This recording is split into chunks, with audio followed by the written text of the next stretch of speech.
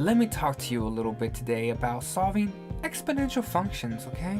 Now, in order to do that, let's just look at the example that we got down below here. Well, look at this problem here, x squared equals 9. What do you notice about that problem? Well, you probably noticed that the x is on the bottom, right? It's x squared equals 9. If you wanted to solve this, well, you would just take the square root, right? Put a plus or minus, and we'd get x is equal to plus or minus 3, x equals 3, or x equals negative 3, right? Well, look at this problem over here. What do you notice is different about it? Well, it seems like it looks more challenging because we have the exponent of x there, right? We have 3 to the x equals 9. Whereas over here, the x was the base, but now here, the number 3 is the base, and we have the x on the exponent. Okay, it's a very different style to solve these problems, and it's hard to know how we go about solving it. Well, you can kind of intuitively maybe try to understand it, right? 3 raised to what power equals 9? Well, it's 2, right? 3 squared equals 9, so x has to equal 2. So we can solve it intuitively. Sometimes we can think about it and try to solve it, but it can get very hard with different style problems. So let's go down here and actually solve this methodically. The first step that we want to do is we want to find a common base. We want to find a common base. So here in this little corner, I'm going to write 3 and 9, right? Well, we just kind of talked about it. How can I rewrite 9 so that the base has a 3, right? Well, we can rewrite this as 3 and 3 squared, right? 3 squared equals 9. So we can rewrite 9 as 3 squared. Now if you look over here, the base here is 3 and the base here is 3, right? They obviously have different exponents. There's a 1 here, but usually it's like an invisible when we don't see it. So this is how we write it. So we can rewrite this as 3 to the x equals, we're going to write this as 3 squared because 3 squared is 9, but the purpose is so that we can find a common base. Now it's very easy to see. All right, step number 2 is we set exponents equal to each other. So we set the exponents equal to each other, and we're going to get, we're going to get x is equal to 2. And that's our answer, right? We know 3 squared equals 3 squared, right? We know that x has to be 2 in order for these two sides to be equal to each other. All right, well, let's go ahead and look at maybe another example here. We have this here. This one looks a little bit more challenging. Well, step number 1, just like we talked about here, is to find a common base. So I'm going to write 2 and 32 on the side. I want to try to figure out how can I write this as a common base. All right, well, I know 2 looks to be our smallest number here, right? I'm thinking 2 is going to be what we're going to use.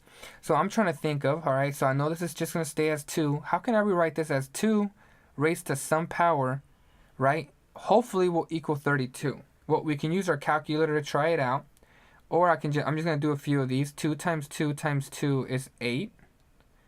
All right, let me try 2 times 2 times 2 times 2. Well, that's 16.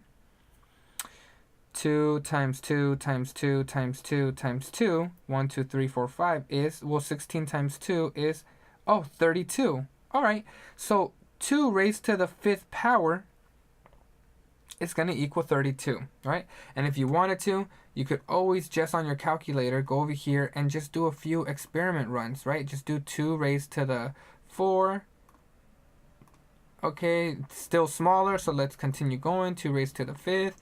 Look, 32, right? And it kind of gives you a clue here that this is probably going to be a common base. So now I can go over here and I can rewrite this as 2 to the x is equal to 1 over 2 to the 5th. All right, because 2 to the 5th is 32. All right, now the problem is we have 1 over 2 to the 5th, right? My goal is to get 2 to the x is equal to 2 to some power or something, right? So that our common base is 2. The base is both 2. But if you look at this example here, it's 1 over 2 to the 5th. So we kind of have a problem. Well, we can use the definition of negative exponent. right? If we flip this, We're going to get our base up here, but what's going to happen to the exponent? What? That's right. It's going to become negative because when we flip it, it becomes negative. We've worked with this a lot, so we get negative 5. All right? We flip this, and we get the exponent becomes negative, so it's negative 5. Well, now it's very easy to see x is equal to negative 5.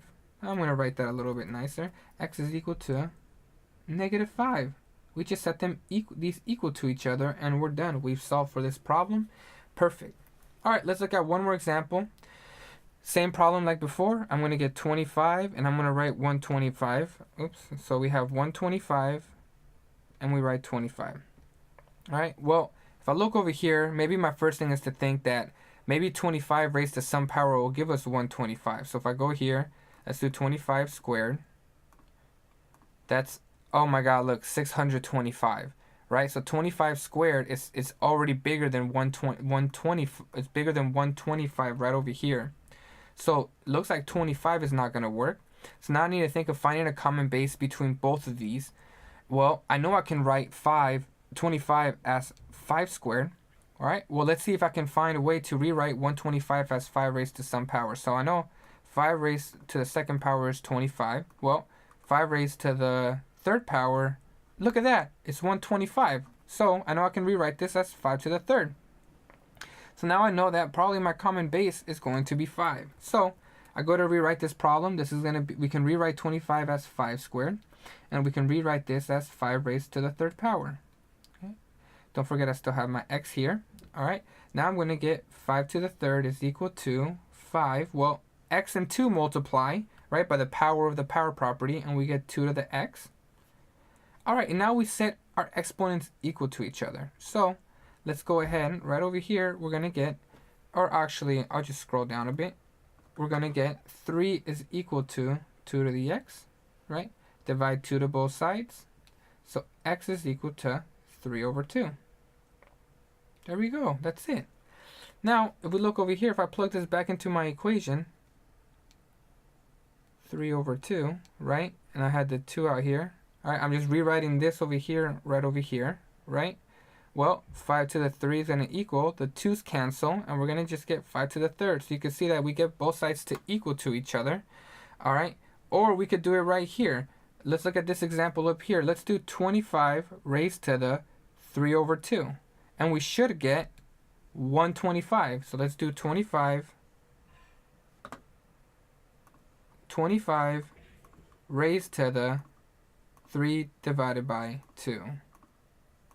125, would you look at that? So we know 25 raised to the 3 over 2 is 125.